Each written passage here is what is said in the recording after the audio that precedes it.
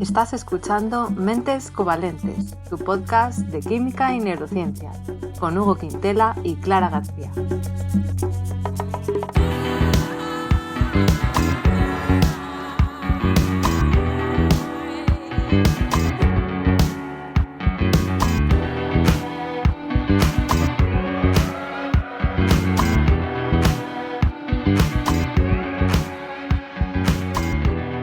Bienvenidos a otro episodio de Mentes Covalentes. Hoy vamos a hablar de prevención y adicciones con Daniel Orts. Daniel es, y cito su biografía de LinkedIn, licenciado en Medicina por la Universidad Miguel Hernández, máster en Salud Pública y Gestión Sanitaria, especialista en Medicina Preventiva y actualmente médico de conductas adictivas. Y también actor amateur, espadachín, ponente y divulgador a ratos. Demasiado ambicioso para estar tranquilo y demasiado mediocre para estar satisfecho. Fin de la cita. Bienvenido, Daniel. ¿Qué tal? Muy buenas, ¿cómo estáis? Muy bien. Hola, Daniel. Muy buenos días, efectivamente. Un placer. Menudo currículum. Bueno, ha sido una presentación que me he hecho yo, pero como en diferido, ¿no? Porque no ha sido ni LinkedIn ni bien. Sí. Pero sí, se ajusta más o menos. ¿Hay algo que añadir o cambiar? ¿Alguna cosa que no tengas actualizada en LinkedIn? No, bueno, que me dedico ahora a la comedia, al stand-up. Es quizá mi última afición. Pero bueno, que como aficiones tengo muchas, pero dedicarme en serio es sobre todo a la medicina, que es lo que me da de comer. Claro, sí. La comedia es más difícil, ¿no? Supongo. ¿Dónde se te puede ver? Pues tengo algunas cosillas grabadas y subidas a redes, pero sobre todo pues en Valencia, que es donde actúo, en localillos y tal. Cuando pegue el pistoletazo, pues ya me podéis ver. De gira. Por ahí. Qué bien. Wow, cuántas aficiones, desde luego. Yo las tengo mucho más reducidas. Pero bueno, hoy nos centraremos en tu faceta profesional de la medicina, si te parece bien. Perfecto. Muy bien. Pues bueno, veo que has trabajado 4 años en medicina preventiva, si no me equivoco, y salud pública. La especialidad de medicina preventiva, que son 4 años, Claro. Que es un contrato laboral. Realmente estás trabajando estás aprendiendo y cobrando como residente en el hospital. Claro. El MIR, efectivamente, la residencia médica. Vale, o sea que has estado 4 años ahí y actualmente estás en el ámbito de las conductas adictivas. Entonces, bueno. Sí, desde hace 2 años, cuando acabé la residencia, me metí a médico de UCA, médico de unidad de conductas adictivas, y es a lo que me estoy dedicando ahora, sobre todo al tema de drogodependencias, de asistencia sanitaria en drogodependencias. Somos un equipo de psicólogos, médicos y enfermeros y funcionamos como un centro de salud, es decir, en el sistema público, como un especialista al que tú derivas el paciente. Si tiene problemas de piel, pues lo derivas al dermatólogo. Si el problema es de adicciones, nos llega a nosotros. Vale. Pues antes de entrar ahí ya más en materia, a preguntas profundas, para empezar me gustaría, si nos podrías contar un poco qué hace un médico de medicina preventiva, que es lo que hiciste durante 4 años, porque yo es algo que no conocía mucho, la verdad, no tenía yo claro que hubiera médicos de medicina preventiva. Entonces, ¿nos puedes contar un poco qué hacen o qué hacías tú y también si es algo que podemos encontrar en cualquier hospital o no? Pues sí, a ver, medicina preventiva es un poco complicado de explicar porque se sale de las especialidades normales, en tanto que un cardiólogo o un pediatra es un especialista en algo concreto y reconocible, pero el especialista en medicina preventiva tiene una perspectiva mucho más poblacional de la salud.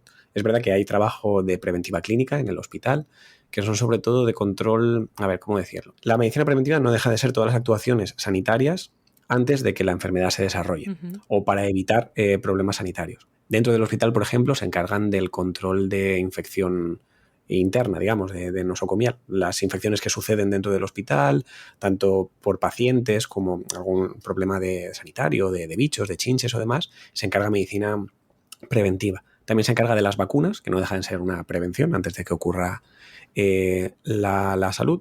Antes de que ocurra la enfermedad, se hacen calendarios vacunales pues, para personal inmunodeprimido, por ejemplo, que tienen más vulnerabilidad a otras infecciones. Se hace también el control de obras, por ejemplo, para evitar la contaminación. Entonces es un poco la labor clínica dentro del hospital. Incluso la gestión también de eventos adversos, desde una perspectiva un poco casi empresarial. Todos los fallos que suceden de seguridad del paciente, por problemas de medicación, por problemas en los propios servicios, también pasan por el filtro de medicina preventiva pues para intentar investigar qué ha pasado y mejorar la asistencia al paciente. Eso es, digamos, la perspectiva dentro del hospital. Y fuera, la preventiva tiene lo que se llama la salud pública, que es algo más extenso y creo que se puede reconocer bastante como los que trabajaron más durante la pandemia. A la hora de hacer los rastreos de enfermedades infecciosas, los controles poblacionales, el saneamiento de aguas para el tema, por ejemplo, de la legionela en lugares de agua de consumo público, también de vacunación, la inspección sanitaria de mataderos a la hora de la seguridad alimenticia. O sea, realmente estamos muy dispersos y hacemos muchas cosas, siempre teniendo en cuenta que nuestro paciente, o sea, nuestro paciente no es la persona, sino es la población a nivel general. Entonces es un poco pues, disperso, pero son varias opciones. ¿Y tú hacías todo eso?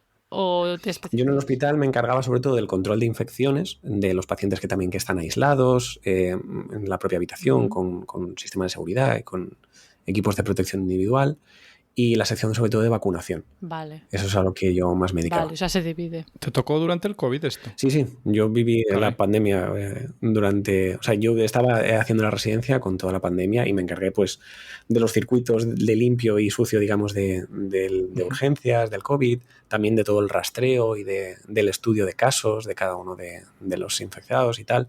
Fue una época interesante, desde luego. Wow. No me faltó trabajo. Desde luego, sí. Joder, buen momento para estrenarse en esa especialidad. Y nada, eso con el tema de medicina preventiva. Parece que lo más intuitivo es prevenir antes que curar, pero ¿se invierte bastante en prevenir antes que curar?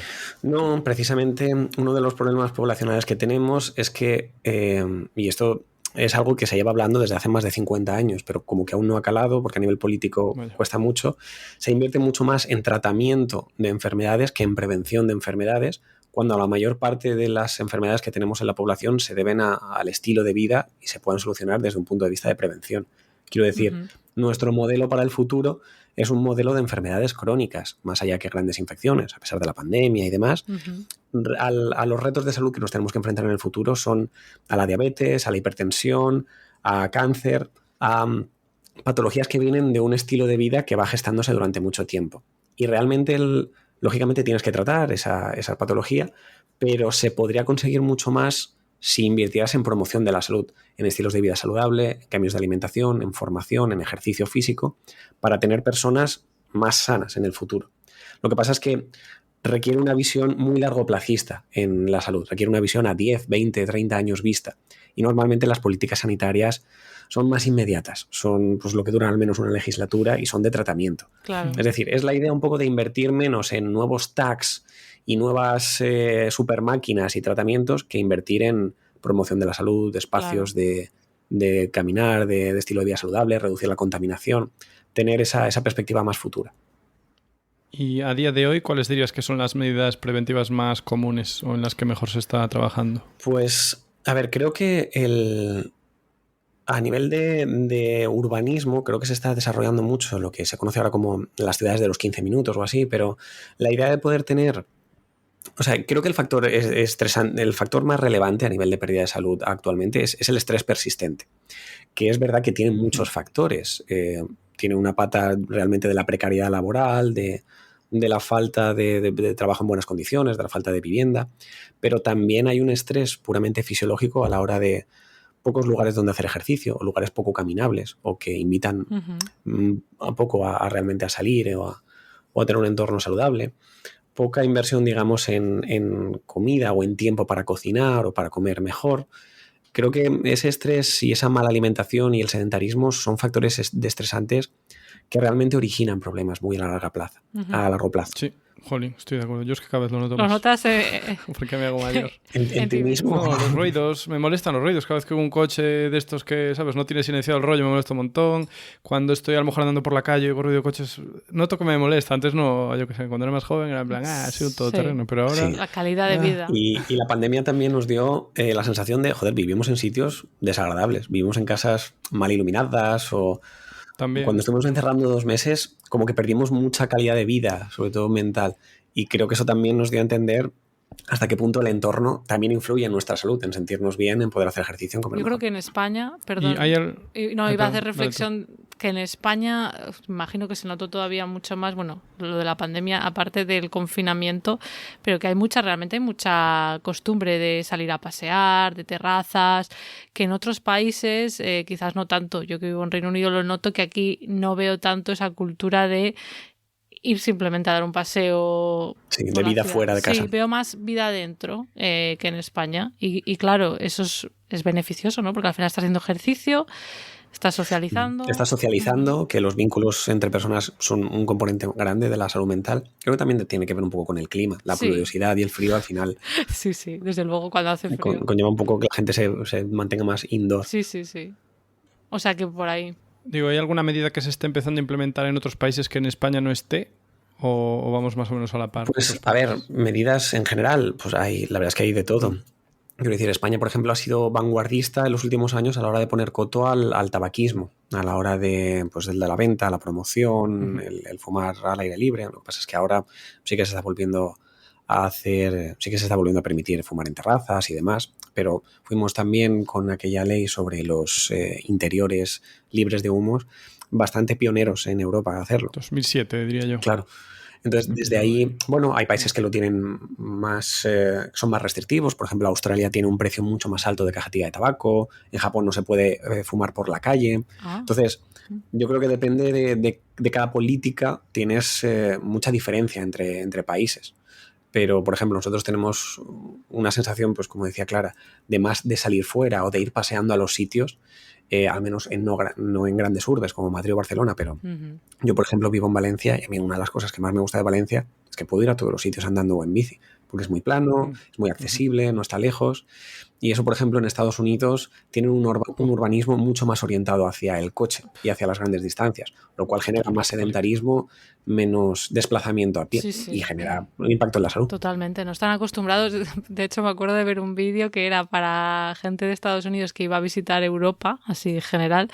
Les daban recomendaciones de empezar a andar los días antes para acostumbrarse, porque luego... Como consejo de viaje, como cuando te vas al Camino de Santiago, en plan de camina antes y ves ya con un poco de forma física. Y no, es brutal, ¿no? Allí incluso hay gente que me ha contado que si te ven andando piensan que pues eres un sin techo o algo así porque no están acostumbrados. Pero una pregunta con el tema del urbanismo. Yo veo, claro, la relación clara que tú estás diciendo, pero ¿los médicos de preventiva tienen algún tipo de vínculo con urbanistas? O sea, ¿se hacen planes así? Claro, es que medicina preventiva no deja de ser la parte sanitaria, pero con quien más tienes que tener contacto como médico preventivista es con los agentes de salud, con los agentes políticos y gubernamentales, que es, digamos, a quien tienes que influir para hacer cosas, porque al fin y al cabo lo ideal pues, es tener más carriles bici, más zonas peatonales, y eso un médico no lo puede hacer, pero sí que puede, desde el punto de vista de salud pública, estar congraciado con el ministerio correspondiente y tal para presionar en ese sentido, para hacer promoción de la salud. Los médicos no dejan de hacer promoción desde un punto de vista pues en consulta, con campañas publicitarias.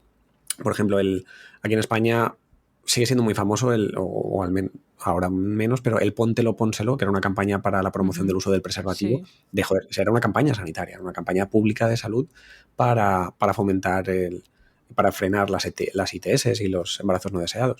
Entonces, claro, el problema de las campañas, quizá, por ejemplo, como esta del SIDA y del preservativo, es que se tienen que ir renovando, porque de hecho ahora se están aumentando las infecciones de transmisión sexual porque hay un relevo generacional que no tiene tan en mente pues esa promoción de la salud que se hizo contra el SIDA. Claro. Entonces, como que tienes que estar continuamente actualizando y hacer mucho ejercicio de prevención y de campaña. Pero qué bonito me parece ese trabajo, ¿no? O sea, al final te puedes juntar con gente supongo que de marketing, que sepan un poco también. Tienes que tener clara la comunicación científica y cómo llegar a la gente y cómo dar mensajes que perduren, que calen y que modifiquen un poco las cosas a nivel poblacional. Conducta. Y luego yo te quería preguntar por tema de cáncer, ¿no? Porque tiene mucho que ver con prevención. Se suele hablar de que el diagnóstico temprano es algo muy importante, pero a la vez también lo escuché en un podcast de ciencia, que si a veces, supongo que dependerá del tipo de cáncer, si no hay síntomas no siempre tiene sentido hacer pruebas porque puede haber falsos positivos o incluso que se encuentre un tumor pero que no tenga ningún tipo de problemas, ¿no? Que no vaya a más y no haya que tratar y sin embargo genere un estrés enorme en la persona que lo tiene. Y entiendo que el problema también es que los recursos son limitados, ¿no? No podemos ir haciendo pruebas de todo a todos. ¿Tú tienes alguna opinión sobre este tema? ¿Nos puedes aclarar algo esto? Sí, esto es un tema muy elemental en salud pública. El concepto del screening, que es el cribado temprano de las enfermedades, siempre tiene que ser costo eficiente, en el sentido de que las enfermedades que tú descubras puedas atajarlas y puedas evitar no solo el coste económico, sino también el coste biológico a las personas. Entonces, tiene sentido en enfermedades que se desarrollan durante mucho tiempo. El ejemplo más claro es el cáncer de colon. El cáncer de colon, desde que aparece un pólipo en el intestino hasta que se desarrolla un cáncer de colon, pasa mucho tiempo, pasan muchos años. Y se pueden hacer pruebas en ese tiempo para pues, la prueba de sangre oculta en heces, que es muy poco invasiva, las colonoscopias, para ver la superficie del tejido mucoso. Pero hay otras patologías que tardan mucho menos en aparecer. Hay, por ejemplo, muchos cánceres de mama que desde el primer indicio de cáncer hasta el desarrollo de un tumor pasa poco tiempo y quizá no es costo eficiente hacer un cribado muy poblacional. Se hace, por ejemplo, cribado en población de riesgo. ¿Cuándo? Pues cuando tienes antecedentes de cáncer de mama en tu familia, que entonces eres más vulnerable que una persona normal. Entonces, el cribado que se hace a población general, ostras, tiene que ser como muy estudiado para que lo que detectes vaya realmente a atajar la enfermedad y que te cueste menos que luego tratar una enfermedad no detectada. Entonces, por ejemplo, en el cáncer de mama es controvertido porque hay casos que sí, hay casos que no. Se ha intentado hacer cribado de cáncer de pulmón en fumadores, pero aún no se ha encontrado la manera de hacer radiografías o demás. El cáncer, por ejemplo, que funciona muy bien es el cáncer de colon, sobre todo si tienes factores de riesgo, como antecedentes en tu familia, y el cáncer de próstata en personas mayores de 50, 60 años. O sea, vale, como que tienes que seleccionar la población concreta en la que esas pruebas tempranas tienen sentido, porque en población general no. Y lo que has dicho de que tarda más o menos en desarrollarse, no sé si lo he entendido. O sea, si se va a desarrollar muy rápido, ahí no tiene tanto sentido hacer un screening poblacional, ¿pero por qué? Claro, porque no lo pillas a tiempo. Vale. Porque haces un cribado y esa persona, si por ejemplo haces un cribado anual y esa patología dura menos de 6 meses que desarrollo, a lo mejor a ti te sale negativo, vale, pero para el siguiente ya has desarrollado un cáncer. Claro. Entonces, como el cáncer de colon tarda 10 años en aparecer, pues sí que puedes hacer anualmente o bianualmente porque lo vas a pillar. Vale. Si es demasiado rápido o no. Vale, entendido. Yo tengo una pregunta potencialmente crítica con el sistema, porque estoy de acuerdo con Clara en lo de qué bonito que desde una posición de medicina preventiva tienes voz, ¿no?, en ciertos foros para mejorar la vida de la gente. Pero la pregunta es, ¿hasta qué punto pues se escucha esa voz y tenéis poder para cambiar o introducir leyes que puedan mejorar la sanidad pública? Es una buena pregunta. A ver si nos escucha más, pero no quiere decir que nos escuche atentamente y al 100%. Desde luego tienes más tirón porque somos, digamos, los únicos especialistas médicos que tienen formación en gestión sanitaria, en comunicación científica. O sea, es algo común, pero nosotros somos más específicos. Y es verdad que es un trabajo pues muy costoso a la hora de pues, tener comunicación y contacto con gobiernos locales, e intentar influenciar de esa manera. Lo que pasa es que no es un trabajo tan inmediato como en la consulta con el paciente delante, cuando el problema es visible, lo solucionas, le pones tratamiento y lo arreglas, digamos, o lo solucionas. Esto es mucho más a largo plazo y depende pues también de las labores de cada uno. Pero bueno, yo en Valencia, por ejemplo, sí que estoy en contacto con el Servicio de Promoción de la Salud, de Salud Pública, del Servicio de Sanidad Sanitario, y funcionan bastante bien. Han creado muchas campañas. Este año han expandido mucho más las playas sin humo, que son prohibiciones de no fumar en muchas playas para el verano. Entonces consigues cosas, o sea, consigues promociones, campañas concretas y siempre tienes un trabajo de base de filtrado, de, por ejemplo, brotes alimentarios de salmonela en pequeños comercios. Salud Pública es el encargado realmente de controlar esos brotes y demás. O sea, bueno, en eso funciona muy bien. La verdad que ya dijimos en algún otro capítulo que, vamos, yo tengo una confianza brutal en la seguridad alimentaria. Sí, en la seguridad alimentaria. Entonces, hay un trabajo de rutina previo, que es cuando realmente la salud pública funciona a diario, y luego hay pues grandes campañas y tal, que sí que son más costosas y que tienen un poco que enredarte con los gobiernos, con las nuevas legislaciones y demás, que eso pues a nivel burocrático siempre es más costoso. Más local, entonces, lo que consigues al final.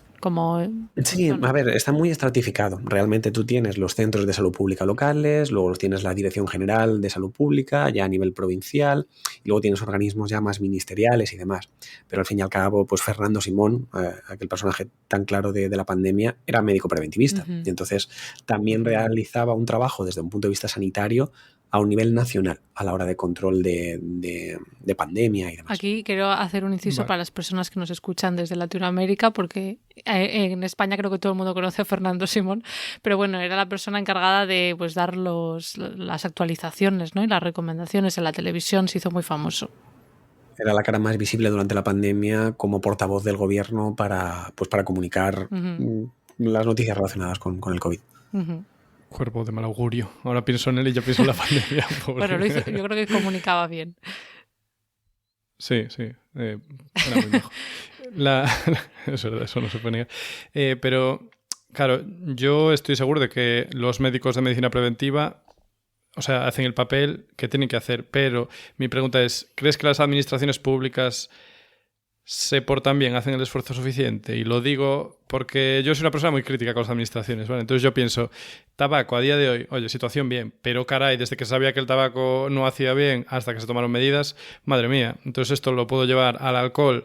No veo prácticamente un mensaje claro, bueno, sí, prácticamente, no veo un mensaje claro de las administraciones diciendo, oye, el alcohol es malo, te da cáncer, te da no sé qué.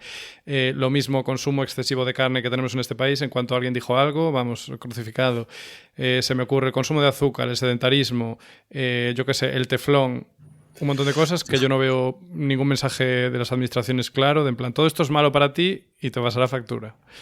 Estoy de acuerdo. O sea, hay mucha asignatura pendiente a la hora de una promoción de la salud efectiva y clara y directa. Pero bueno, nosotros somos también herederos de un sistema que también es deficitario. O sea, es muy difícil quizá, porque también va a nivel de contracultura. Es decir, también hubo, por ejemplo, mucha rebelión contra la ley de evitar fumar en espacios públicos, o sea, perdón, en espacios de restaurantes. Sí.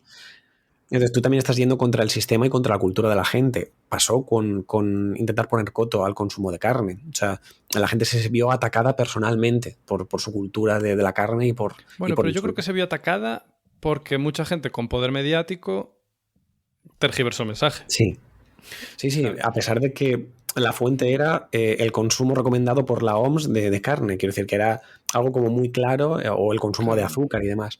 Entonces sí, creo que hay un salto entre lo que los científicos, los médicos o los divulgadores entendemos y hemos leído y comprendemos hacia la población general que necesita más educación en salud.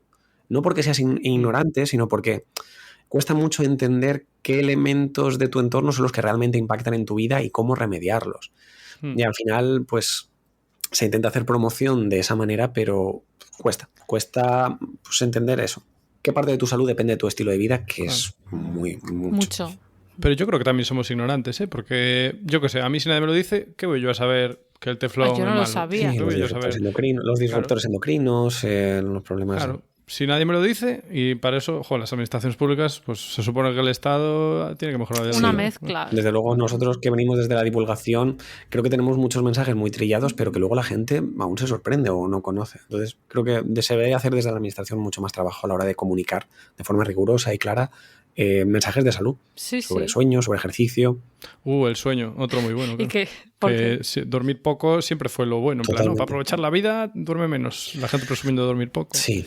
Pero yo creo que el insomnio es la gran asignatura pendiente. La higiene del sueño, el abuso de hipnóticos, de pastillas para dormir. Es que encima, tiene un poco desestructurado los biorritmos. Que en España la gente se va muy tarde a dormir, ¿eh? Sí. Y la tele, la programación de la tele está muy tarde todo. Tener el móvil 30 minutos para irte a la cama mirando TikToks. Pero eso ya... Todo mal, todo mal. Sí, pero eso es como que ahí no pueden controlar nada las administraciones públicas, pero yo qué sé. Oye, controlar no, pero enviar el mensaje en plan, chicos, que sepáis... Cuidado. Sí, no, yo creo que es una mezcla de campañas, ¿no? Estaría muy bien, pero con regulación también. Porque hay cosas, no lo sé en este caso, qué opinaréis, pero, por ejemplo, no sé cómo se llaman, pero cuando te quieres broncear el cuerpo, que vas a un sitio de estos estéticos. Las cámaras de bronceado, sí. Eso, o sea, muy bueno no puede ser.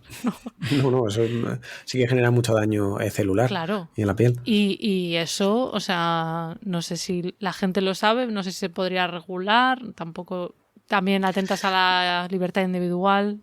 ¿No? Sí, pero el Estado debe ser garantista de la salud ciudadana y eso a veces requiere una intervención. Entonces, sé que hay también mucho discurso libertario del gobierno, la mínima intervención posible, pero yo qué sé, si les dejamos manga ancha a las casas de apuestas, se irían a los parques de niños. Al tráfico de armas. Claro, es deja que quiero decir, nosotros hemos tenido que acotar pues, los horarios de publicidad de casas deportivas y que no puedan hacerlo con famosos y tal, porque esto era un circo. Y la ludopatía es un problema muy, muy serio. Entonces, desde salud pública siempre hemos visto que cuando das manga ancha hay muchos problemas de salud que necesitan controlarse. Y no deja de ser medicina también. Sí, Tú eres libre para tomarte o no el tratamiento, pero yo como médico tengo que ponerte encima de la mesa lo que es verdad y lo que corresponde a tu salud. Y que luego al final también eso cuesta un dinero aparte, ¿no? Claro, que no hay un retorno a nivel de salud. Cierto, que si tú eres irresponsable con tu salud, al final igual el Estado gasta mucho más dinero. Sí, no sé. O sea, si yo no pongo ningún tipo de coto al tabaco, luego tengo que tratar a todo el mundo por cáncer de pulmón. Y la sanidad es gratuita y accesible y universal. Entonces, no me sale a cuenta, claro.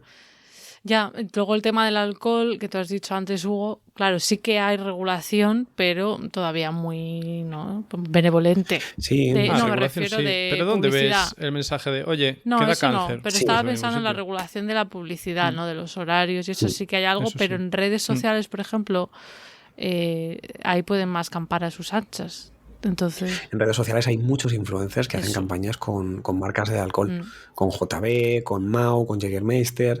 Además no lo hacen de forma directa, pero lo hacen en podcast donde está detrás, en late nights donde todo el mundo tiene una cerveza encima de la mesa. También se asuman a cualquier cosa que esté de moda. JB hizo estas navidades un anuncio muy progresista, muy pro-trans y demás, y es como, sí, me parece muy bien el mensaje, pero ¿por qué tiene que venir de JB, una empresa de alcohol? O sea, ¿qué tiene que ver una cosa con la otra? Entonces es un lavado de imagen también. Lo que pasa es que, claro, una empresa pues coge a una agencia publicitaria muy creativa, les ponen ese anuncio, triunfa y ahí pues no sé. Con JB, venga. Claro, nuestro gran problema desde la salud pública es que estamos compitiendo contra el sector privado. Y el sector privado siempre va un paso por delante a nivel de bufete de abogados, herramientas de marketing, estrategias de comunicación, mensajes que calen. Entonces, deberíamos aprender un poco de ellos, teniendo en cuenta que a ellos lo que les interesa es sacar beneficios, sacar rédito económico. O sea, se me ocurre, por ejemplo, un caso muy sonado de Philip Morris, que es una empresa tabaquera contra Uruguay, que fue un pleito que comenzó en 2004, duró como, creo que fueron 7 años o así, de pleitos continuos, porque Uruguay prohibió la venta de tabaco y reguló mucho la venta de tabaco como una medida de salud pública, y Philip Morris se defendió como competencia desleal porque violaba una ley extraña de un acuerdo de libre mercado y demás. Entonces, claro, se enfrentó la salud pública como garantista de salud ciudadana contra la empresa privada que quiere vender sus productos. Y fue un juicio que duró 7 años de continuo y afortunadamente ganó Uruguay.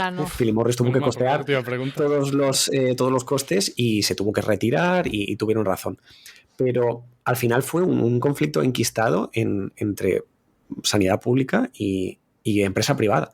Pero con conflicto claramente enfrentado. Lo que consiguieron es que no se pueda vender. No. Consiguieron la regulación de la publicidad vale. y de mucho coto a la libre comercialización del tabaco, sobre todo eso. Y por ejemplo la prohibición de la publicidad y demás, que era algo que. Pues tampoco es para tanto. Comparado. No, pero les hacían perder dinero, claro, que no es algo que a Philip Morris le haga mucha gracia. Pero estaba pensando, ¿no era que era Nueva Zelanda? Puede ser que ahora no van a poder vender tabaco a los nacidos después de no sé qué año. Sí, Nueva Zelanda ha cogido la iniciativa a la hora de lo que se conoce como la estrategia endgame de la OMS para realmente avanzar en la erradicación del tabaco, que es muy ideal, pero bueno, es un horizonte también que sirve para ir caminando. Entonces sí que han subido muchísimo el precio de cada cajetilla. Y se plantean poner una restricción de edad a la venta del tabaco, directamente prohibirlo. O sea, ahí no sé si intentarán las tabacaleras. Pues seguramente estarán funcionando a toda marcha por intentar ver qué se puede hacer a nivel legal para contrarrestar. Claro, la verdad, hablamos aquí de las drogas, incluso de la prohibición, pero yo pienso, si prohíbes el tabaco, tampoco es que veo tanto incentivo para que la gente fume, no veo que sea una droga que la adicción a la nicotina es la adicción más frecuente y más prevalente de la población. Sí, pero quiero decir, si la prohíbes y la gente pues no tiene así acceso a ella, yo pienso, ¿por qué una persona cualquiera va a comprar tabaco ilegal en vez de comprar otra droga ilegal que tenga, ¿sabes? Si no, Si nunca lo tomó antes, quiero decir. Sí, claro, si nunca lo tomó y tal, pero lo que quiere un adicto es la sustancia. Entonces, clandestinizar también las drogas produce pues un mercado negro, que yo no estoy a favor de la legalización, porque además es un tema complicado, pero con el cannabis, por ejemplo, que es lo que más está encima de la mesa, todos los intentos de legalización han salido mal. Y todos los defensores un poco procanábicos no tienen en cuenta las políticas sanitarias que luego han habido, precisamente en Uruguay, que se legalizó, en Holanda, en fin. Al final, las drogas también tienen un tema de recaudatorio, tanto del alcohol como del tabaco, pero luego a nivel sanitario nos gastamos muchísimo más dinero en los problemas derivados de eso. Así que no sale a cuenta. Más que lo que se recauda, dices, ¿eh? ¿Dime? Sí. Sé que se gasta mucho más de lo que se recauda. Hombre, sí, claro. Quiero decir, el gasto sanitario de los problemas derivados del alcohol y el tabaco supera con creces los impuestos del alcohol y el tabaco. Pues mira, ya es un dato que no tenía yo tan claro. Bueno, sí, supongo que cabe esperar. Y ya relacionado con adicciones y con todo esto del marketing, las campañas, en este caso para la prevención. Yo me acuerdo, tú antes has mencionado la de póntelo, pónselo, pero yo me acuerdo ahora en cuanto a drogas del di no a la droga, ¿no? Que era como muy rotundo. No a las drogas. Sí, o a las drogas, eso en general. Di no a las drogas, sí. ¿no? Quizás es un poco simplista este mensaje, hemos evolucionado. ¿Qué tipo de campañas hacen ahora en ese sentido? Bueno, yo recuerdo que en Estados Unidos había además lo anunciaban deportistas de élites, que era Winners don't use drugs. Los ganadores no utilizan drogas, que también era un poco antidoping y tal. Y sí que fue muy famoso en su época y tal. No hemos tenido otra réplica de mensaje así claro, directo, no. Claro. Como que se ha quedado en la comunidad colectiva. Entonces, bueno, creo que a nivel de drogas no tenemos comunicación clara. La gente sigue pensando que una copita de vino al día es buena para el corazón. Ya. O sea que ahí hemos fracasado a nivel de medicina preventiva, de comunicación científica. La gente sigue pensando que el cannabis es natural y no pasa nada por fumar porros. A ver, natural es... Claro. Sí, claro, natural. Y también es natural el cianuro claro. y el E. coli que te produce... es que es una falacia lo de lo natural. Sí. O sea, no están claros los mensajes. No están claros y no hay una herramienta de promoción y de mensajes claros de salud que cale en la población.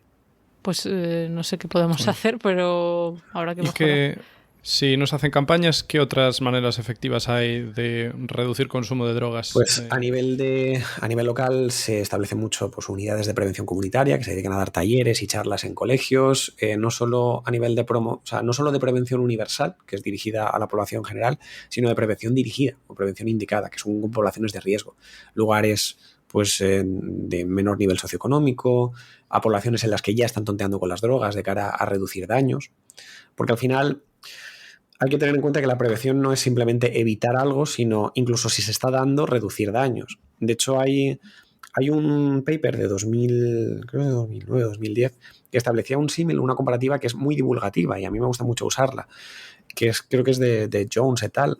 Y se habla de que, imaginemos un suceso en salud, que es, hay un precipicio en el que la gente se cae y se despeña y se revienta contra el suelo. El tratamiento de ese problema de salud sería poner un hospital debajo del barranco, en plan de que recogiese a las personas y las tratase.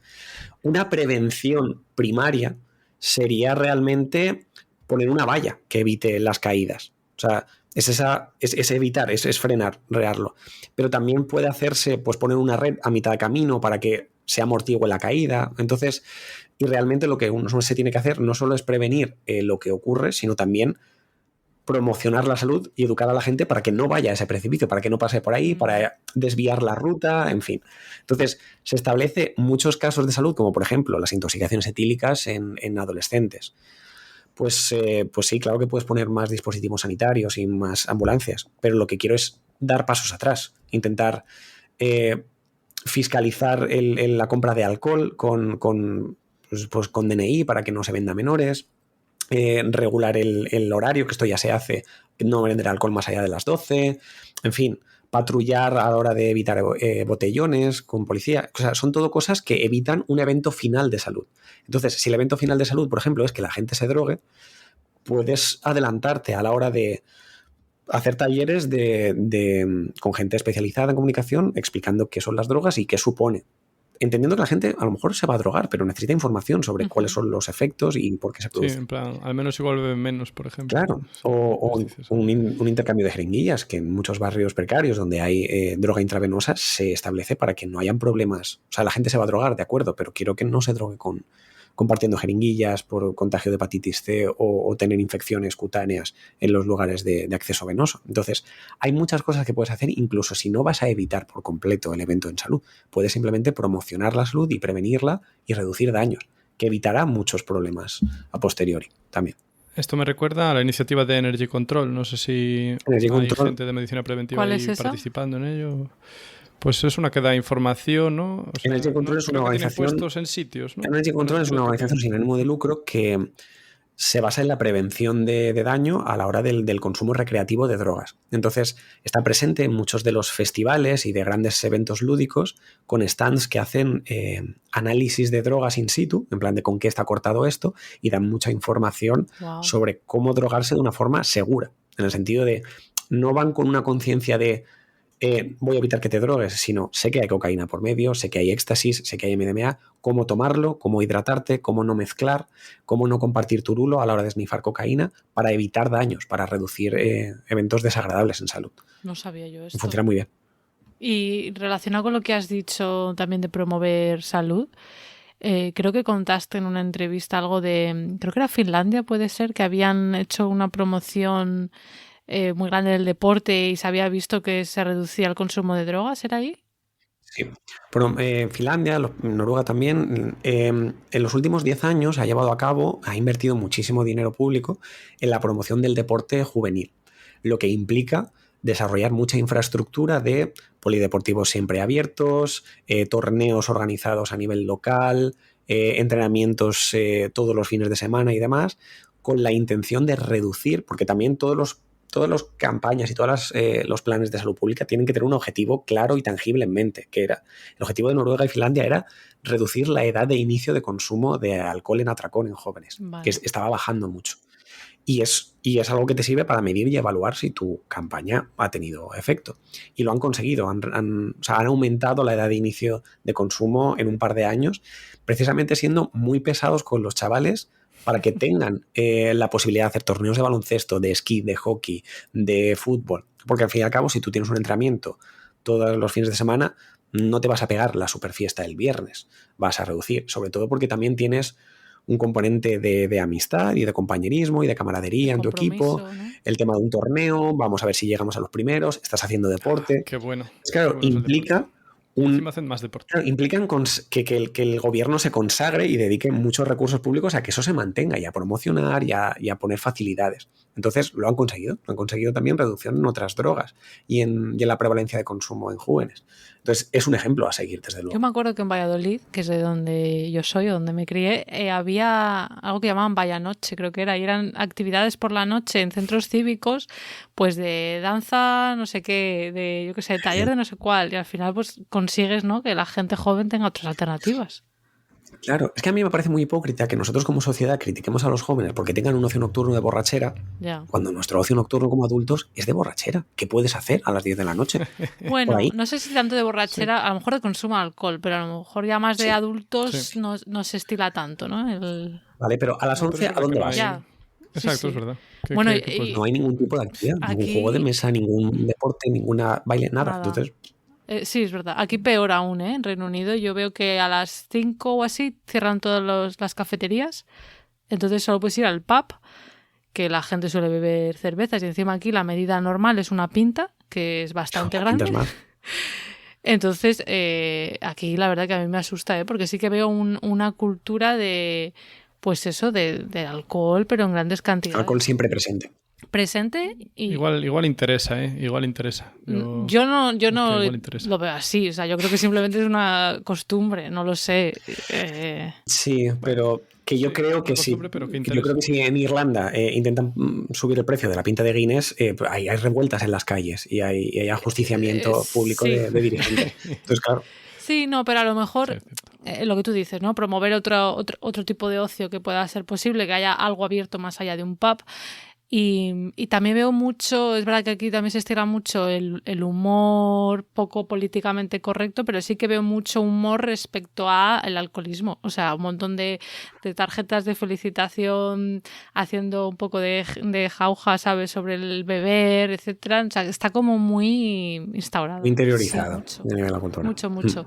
En fin, sí. No sé, complicado. Sí, de la misma forma que nosotros teníamos interiorizado pues el chuletón de carne, me refiero con cuando intentaron regular un poco el tema del consumo de carne. Es cultural y no puedes ir contra la cultura de la gente. Bueno, pero es que no estamos hablando de cultura, estamos hablando de lo que impacta o no en tu salud.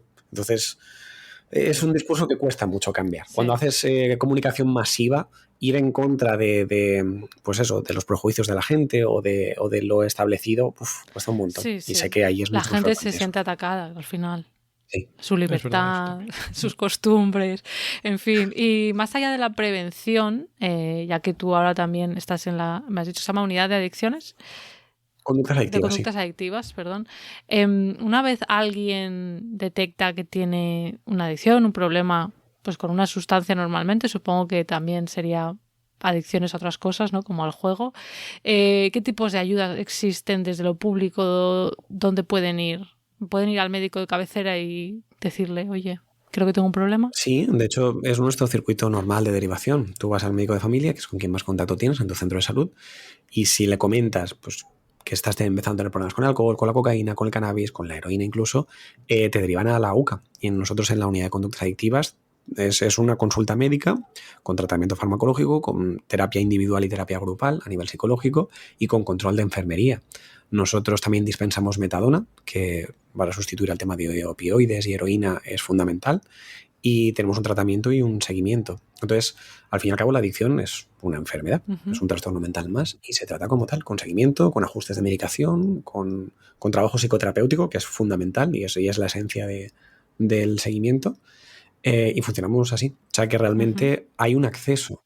Y desde el circuito sanitario público, si tú realmente vas a tu médico y le comentas problemas con la adicción, te derivan a nosotros. ¿Y es igual de difícil que conseguir cita en un psicólogo por lo público o hay más recursos o hay, por ratio de personas que lo necesiten? Quiero decir, ¿les darían cita de aquí a 4 meses o es algo más rápido? Nosotros funcionamos mejor porque tenemos menos saturación que salud mental, claro, que psiquiatría y demás. Nosotros intentamos dar, de hecho, yo te digo, en mi centro de salud tenemos ahora mismo una lista de espera de 1.5 meses, 2 meses, desde que nos hace la derivación hasta que citamos por primera vez. De todas formas, también tenemos mucho hueco de urgencias, en el sentido de si son personas salidas de la cárcel, salidas de un episodio de suicidio, de urgencias, los colamos antes. Claro. Al final tampoco priorizas. Pero si son gente pues que lleva consumiendo mucho tiempo y que ahora se ha decidido y tal, pues al final los emplazas según los huecos que tienes disponible, porque no puedo hacer otra cosa pues dentro de un mes, dentro de un mes y medio o así. Más o menos funcionamos con eso. Me gustaría tener menos... Es una situación que ya consideramos buena, ¿eh? Cómo está degenerando todo, un mes y medio. Es terrible. A mí me gustaría dar cita en semanas, pero no puedo. Claro. No puedo porque tengo todos los huecos ocupados. O sea, yo realmente no es por capricho. Yo tengo todos los huecos de pacientes todos los días. O sea, no dejo huecos. Claro. Otra cosa es que vengan o no vengan, pero yo te doy cita cuando el primer hueco que vea. Claro. Sí, es un problema de que falta, ¿no?, personal. De recursos. Sí. Y claro, me imagino que también es difícil dar el paso, ¿no?, de decir, primero reconocer y darse cuenta de que uno tiene un problema y luego de pedir ayuda para ese problema. Supongo que habrá diferencias en el tipo de personas que acuden a vuestra unidad. ¿Qué es lo que veis más? A ver, hay mucho estigma asociado a la adicción. También empieza por el autoestigma, claro, por esa gente que tiene mucha vergüenza respecto a eso. Pero la verdad es que el perfil de drogadicto es cualquiera. Quiero decir, sé que tenemos perfiles pues más o menos definidos, pero independiente. Pero ya te digo, yo todos los días atiendo a gente muy diversa porque al final, por desgracia, las drogas le jode la vida a todo el mundo. Pero, por ejemplo, perfiles de jóvenes, cuando digo jóvenes digo de 16 a 25 años, incluso más mayores, adictos al cannabis, que consumen bastantes cannabis al día, como 10 porros y tal, y que es un hábito como muy común. Con la cocaína la verdad es que mucha gente joven, digamos en una horquilla de 20 a 40 años, con un consumo incluso a veces diario, gente con problema de alcohol, quizá más mayor, porque es una droga también bastante generacional. No sé, ya te digo. A pesar de que tengas un perfil diferente, cada paciente es único. Pero vemos de todo. Al menos lo que más veo son sobre todo alcohol, cocaína y cannabis. Claro, imagino que en el caso de esos jóvenes que consumen 10 porros al día, también habrá una parte de la familia que lo ve y piden ayuda. Puede ser que es más fácil si alguien lo ve, ¿no? Que si al final tienes que ser tú solo. Sí, lo que ocurre es que nosotros filtramos de una manera estructural a las personas que tienen motivación para cambiar eso. Vale. Porque somos un centro público y voluntario. Claro. Hay a veces que sí que se hacen cambios, lo que se hacen con mutuos de pena por delitos contra la salud pública, sí que se establece, en lugar de mandar a la persona a la cárcel, que cumpla tratamiento y que se comprometa pues, a dar negativo en los controles y demás en nuestra unidad. Pero la mayor parte de la gente viene voluntariamente porque está motivada a dejar su adicción. Y realmente nuestra materia prima de trabajo es esa motivación. Yo digamos que divulgo mucho a los pacientes de si realmente no vienes a las consultas, no tomas el tratamiento, sigues consumiendo, tienes que plantearte hasta qué punto estás aquí y estás perdiendo tú el tiempo y nos lo estás perdiendo nosotros. Entonces, se ve claramente, a lo mejor, pacientes jóvenes que vienen arrastrados por su familia o por su pareja y tal. Y tienes que ser claro con ellos a la hora de decir, si tú realmente no quieres dejarlo, no vamos a conseguir nada de aquí. Te voy a dar citas sucesivas que no van a llevar a ninguna parte, porque esa motivación no es intrínseca. Es pues por consecuencias negativas, por presiones externas, pero no eres tú quien lo quieres dejar. Es fundamental. ¿Y qué consejo le darías a alguien para que identifique si tiene un problema de adicción y que pida ayuda? Pues creo que uno de los elementos clave de la adicción es la pérdida de control. Y es esa sensación de que te está sobrepasando, de que hay claras consecuencias negativas en tu vida y que progresivamente todos los aspectos cotidianos de tu día a día están supeditados a la droga. Pasas más tiempo preocupándote por conseguir la droga, por la resaca de la droga, el dinero que estás gastando en la droga, lo que te vas a hacer cuando acabes de trabajar, los problemas que ya estás teniendo ahora de resaca, de problemas familiares y demás. Y al final es esa pérdida de control, es la sensación de esto es una adicción, esto es superior a mí, no es una decisión que tú haces conscientemente. Estás condicionado por el síndrome de abstinencia, por la dependencia a la sustancia, por el mono.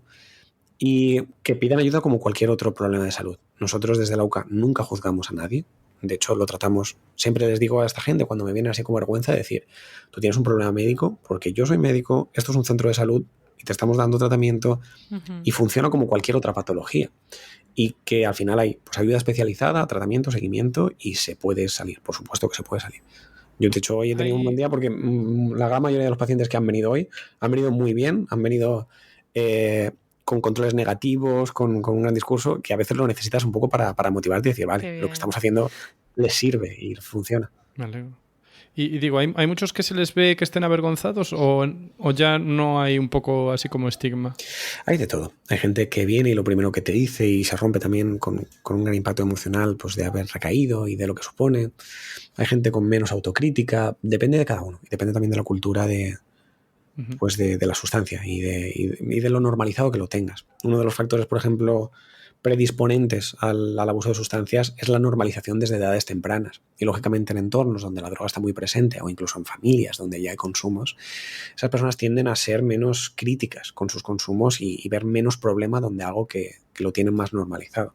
Entonces depende mucho de cada paciente. Y luego en el día a día, en la consulta, ¿qué es lo que tú trabajas como médico? Porque entiendo que también están los psicólogos, ¿no? Y las terapias de grupo, pero tú como médico, ¿cómo les ayudas y cómo ha cambiado también esa manera de abordar el proceso de desintoxicación, que me imagino, no sé si se llama así, pero que habrá cambiado bastante?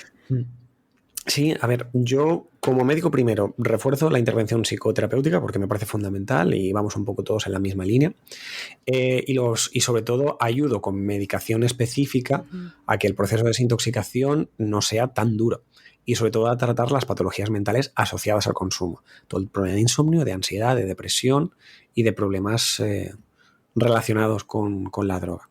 Lo que nosotros realizamos no deja de ser una desintoxicación ambulatoria, es decir, en la calle, siendo el paciente el que tiene su vida. Existen otros recursos como el hospital, con una desintoxicación hospitalaria, donde al paciente se le ingresa si está también en una situación muy vulnerable y si no tiene apoyo como para tomarse la medicación en casa o así, si es una situación grave también, donde realmente pues, se le ingresa, se le da el tratamiento en planta, está en el hospital y después de un par de semanas sale.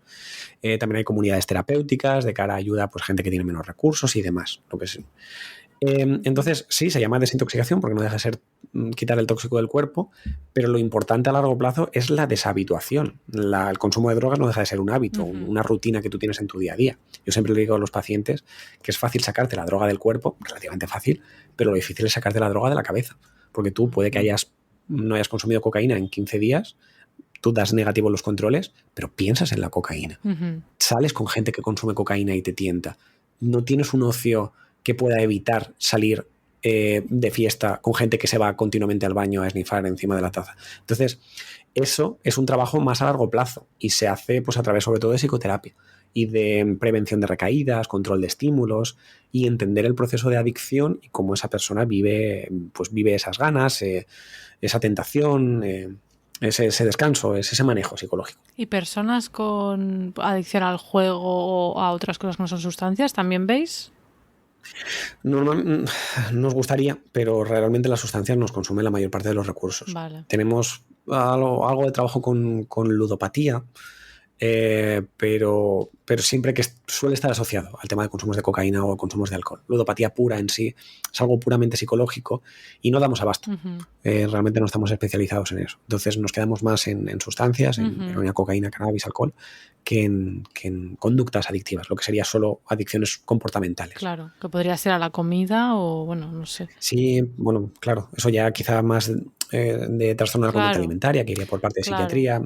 Es que realmente adicciones no deja de ser una decisión de salud mental, de psiquiatría, porque no dan abasto, porque bastante tienen con la patología psiquiátrica y adicciones al menos ha quedado como aparte, pero sigue siendo un trastorno mental. Se llama en jerga científica patología dual a la coexistencia en una persona de un trastorno adictivo y otro trastorno de salud mental, que es la realidad de la mayor parte de nuestros pacientes. No solo tienes adicción, también tienes una depresión, ha venido antes o después de la droga, causa o consecuencia, pues da igual, al final lo tienes y hay que tratarlo desde la perspectiva dual. Claro. Se tiene que tratar desde ambas perspectivas. Entiendo que tú también haces una labor de explicar lo que les está sucediendo, ¿no? Para que, imagino, si lo entienden es más fácil salir de ahí. Es fundamental entender pues, los procesos de abstinencia, que lo que tienen no es ansiedad, sino tienen mono, de cómo ejercitar esa capacidad de control o incluso poner control externo. Hay veces que si la persona se ve un poco limitada, pues el control externo del dinero, el hecho de ceder y no llevar dinero encima, es una medida útil que ellos ponen voluntariamente. O lógicamente, pues evitar situaciones y amistades de riesgos.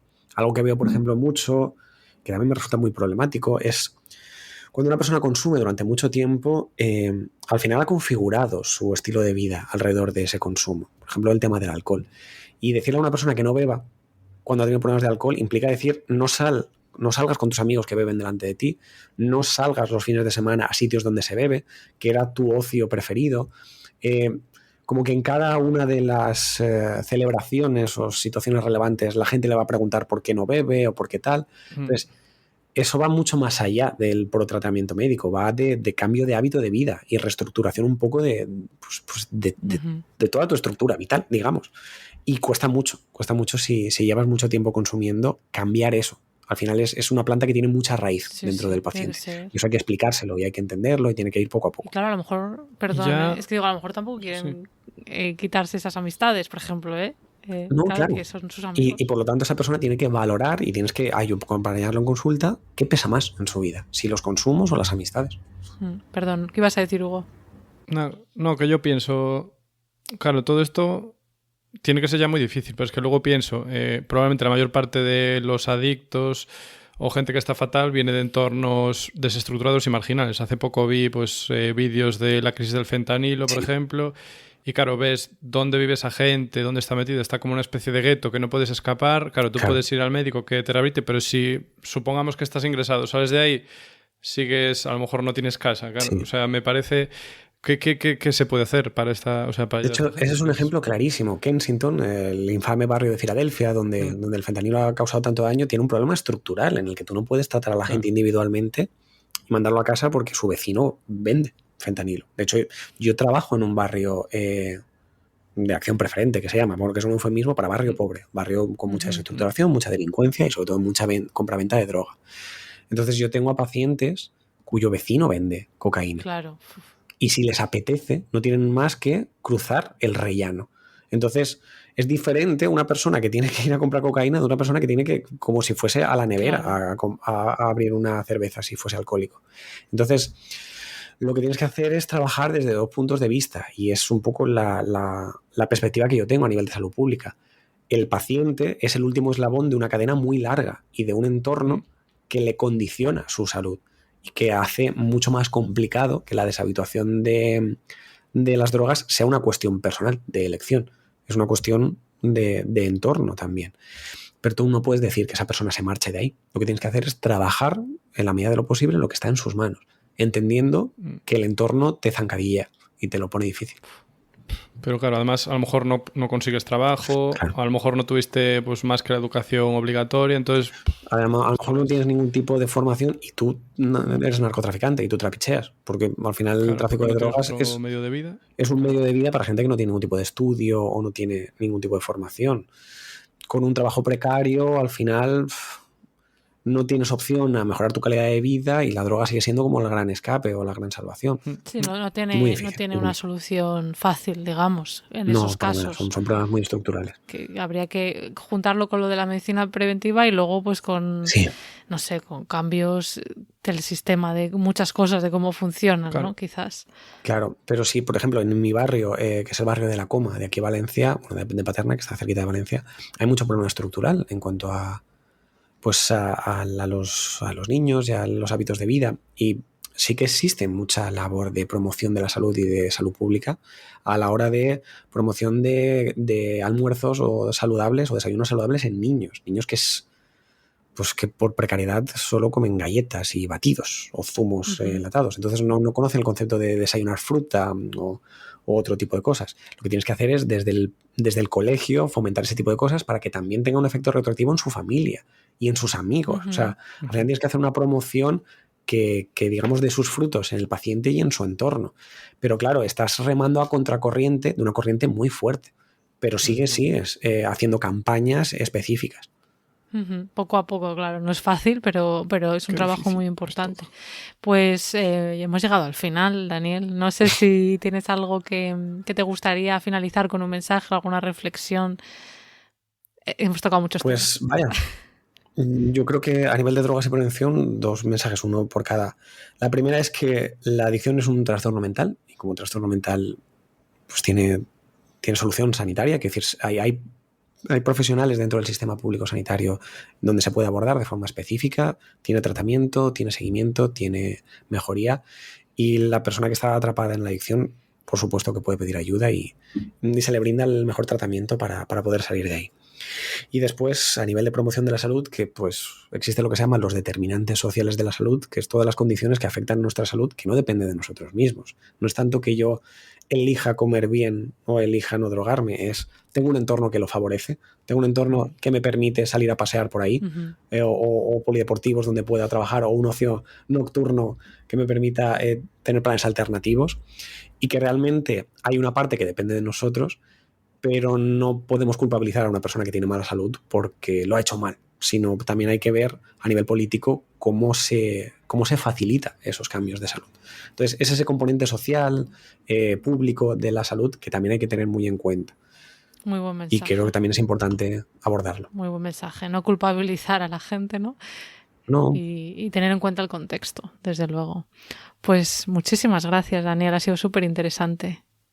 Pues muchísimas gracias a vosotros, de verdad, por traerme aquí y por permitirme hablar de forma tan fluida sobre estos temas. Casi diría que bonito, además. Desde luego, inspirador. Así que bueno, gracias, y como siempre a todos los oyentes, la información con las redes sociales de Daniel estarán en la web de Podcastidae, que es la red de podcast a la que pertenecemos. La página es podcastidae.com, y si queréis apoyarnos podéis darle al botón de suscribirse desde vuestro reproductor preferido, darle a me gusta, dejarnos comentarios que intentamos responderlos, y luego, para estar al tanto de novedades, podéis seguirnos en redes. En Twitter estamos como @cobalmentes y en Instagram y Facebook como Mentes Covalentes. Hasta la próxima. Saludos. Hasta luego.